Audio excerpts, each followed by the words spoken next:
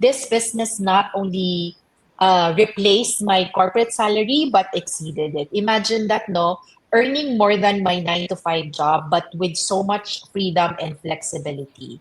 Ngayon, ako na yung nagde-decide ng schedules ko. Kailan ako mag-work, kailan ako magpabakasyon, magpapahinga, present ako sa lahat ng mga school activities, I can help with homework ng mga kids ko, and I am a fully present mom, without the guilt and the rush. And I get to witness their growth, their milestones. I can guide them. I can give them the attention that they need.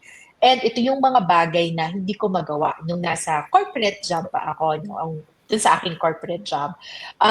But beyond the financial benefits, this business has given me a peace of mind and a sense of fulfillment. Kasi I'm no longer just working to survive. No, I'm building a future that aligns with my values and my family's needs.